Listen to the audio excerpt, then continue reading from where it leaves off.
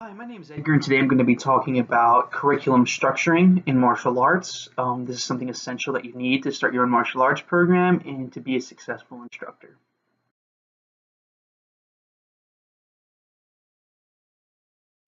So the first thing you need to get started with is a foundation, and this is going to be in whatever art you're studying or have studied. For me personally, my foundation started with American Taekwondo. Now, what American Taekwondo was, it's basically has the same forms that the ITF uses, except they have different terminology and just a different standard in regards to what is going to pass. So what I did was I took the American Taekwondo curriculum and then I looked at the ITF curriculum, and with whatever ITF resources I had as far as people that I knew that trained the ITF and just my own research, I was able to kind of make our forms closer to the ITF, not quite exactly like the ITF because we're not an ITF school, but close enough to where I could get them and get help or any type of feedback from the techniques and things that I was doing. Along with that, like I said, I started training Shotokan karate, so I like the hard, snap, rigid motions in Shotokan. So then I took that and tried to incorporate that into the way we did forms. So what I basically developed was some form of Taekwondo that looked like karate as well, because that was my intention, is to make a Taekwondo and karate hybrid. Not really to make, there's plenty of those out there, but that's what the version of Taekwondo that I wanted to teach. So if you could see in my previous videos, I have two-year progression videos on my channel of me doing the forms, the same forms, one as American Taekwondo and the other as what I'm thinking about just calling it Korean karate, because that's ideally what I want it to look like in the end, the final product. You can tell there's a big difference in regards to just how me in general, the movement, the snap, the crispness of the technique, that's what I want out of my students, and that's what I would want out of my system of teaching Taekwondo, is that rigid snappiness in the technique as opposed to just a very flowing, um, just methodical going through the form, that methodical look that my old system had. So my foundation is that, and that is what I use to begin structuring my curriculum.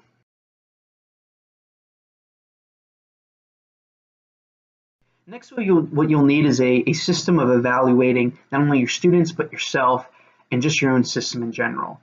So something to think about is how many ranks are you going to have leading up to black belt, and then what your black belt curriculum is going to look like, and so forth. So for our system, there's 9 belts before black, and we're using the same ITF model with white, yellow stripe, yellow, green stripe, green, blue stripe, blue, red stripe, red, black stripe, black.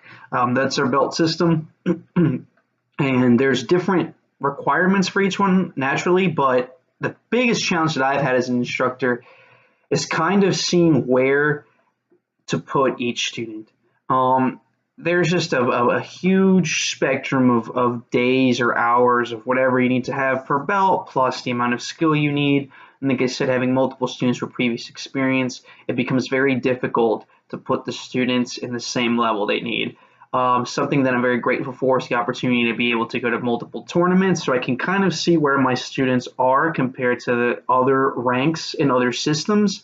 Sometimes my students seem well below, sometimes my students seem way above, and it's just a mixture of everything. So what I basically did was created a timetable for every single rank of where I think it would take someone with no experience to get to, and basically I'm just following that with my students who don't have any experience and kind of seeing where they're at, and then I'm seeing my students with previous experience and seeing where they're at the same time, and usually that differs the most drastic. But generally speaking, the students with no experience are kind of in the same range of about 15 hours of training. There's about a 15-hour window, and with 15 hours of training, when I log my students' hours, no matter how many hours we train the same day, I just give them 1 mark. So 15 marks or 15 hours of training could be 30 or even 45 hours of training, just depending on what we're doing. But about 15 marks, about 15 classes, give or take, is the window that I'm seeing of a difference between my students with no experience, just about how far away they are from each other when it comes to where they were at each respective rank. So right now, the highest rank that I've ever awarded is a blue stripe, which is fifth GUP or fifth Q for those who study the Japanese style. And that student was awarded that after about a year and a half-ish of training. I'd say about 2 years is what it would take to get a blue belt in the way I structured the curriculum. After that, then it should take like 2.5 to 3 years to get your red belt, and then after that, it should take about a year to 2 years to get your black belt. So, generally speaking, 4 to 5 years is what, excuse me, I've mapped out the curriculum for my system to get a black belt. And what black belt means, at least in what I want it to mean, is just someone who has the ability to teach. Because when I got my black belt, I had a lot of ambitions to teach, and I basically put in all this work, and I want to set up my black belts to do that. And of course, teaching at a college club, someone giving 4 to 5 years of their time to do this means I'd like to give them something to use for the rest of their life, the leadership skills necessary, the ability to teach, if that's something they're even interested in, if not just to continue training if they're still in school or getting a master's degree or so forth. And just teaching them how to teach as part of the curriculum as well, because my philosophy is that a black belt is just, to me, means someone who can teach, not necessarily a master of anything. I think that takes probably an entire lifetime to do. If you dedicate your entire adult life to learning martial arts, trying to either combine martial arts, learn everything about a martial art, then by the end you can call yourself a grandmaster or a master. For me, I'm just a regular person. My students call me by my first name. I won't use these titles, because once you get caught up in titles, it changes just your dynamic of how you interact with martial arts and your students. And for me to consider myself a master, the contribution that I want to do to Taekwondo and to martial arts in general, I'm about 1% of what I want to contribute. So I've got about 99% more to go, so I'm not going to mess around with those titles. So finally, last thing I want to touch on for this part of the video is resources. Resources are incredibly important for you in your journey as a martial arts instructor. For me, one of the biggest resources that I've used is this book right here, and this is Stuart Anslow's Encyclopedia of Taekwondo Patterns, as well as an older copy of General Che's Encyclopedia. This has helped me make our forms as close to the ITF as possible. On top of that, I'm pretty active in martial arts forums, just learning from other people with a lot of experience. And also, I try to have a healthy relationship with other instructors in my area. I try to do my best to network and try to learn from other instructors and see what they're doing and kind of be on par with the local martial arts schools in the area, so my students are not way off when it comes to just ability comparing to other local martial artists. So on top of that, it's just make sure that you have somebody or some type of mentor, somebody to talk to about what you're doing.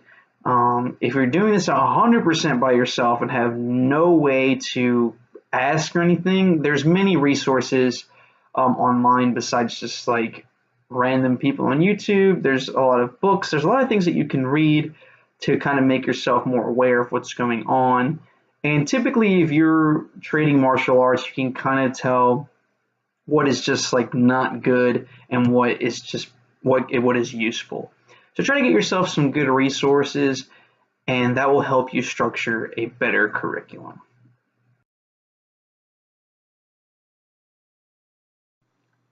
So to conclude the video, the main point is kind of lay out how long you would want your program to be before it gets to that advanced curriculum when your students start earning their black belts.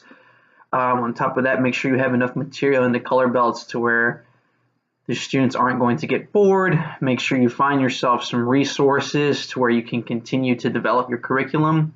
You're always going to want your curriculum to be developing.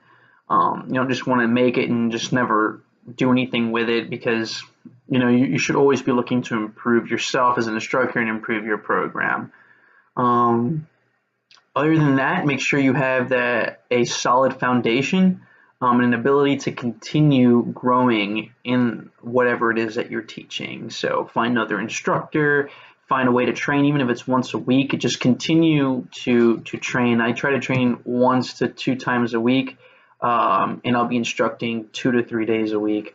So about 5 days a week, I'm doing something martial arts related, and that's what you need to do to continue to grow and to achieve your goals as an instructor. Is always have a way to keep developing. If you have any other questions, please leave it in the comments section, and give me a thumbs up and a subscribe. Have a great day.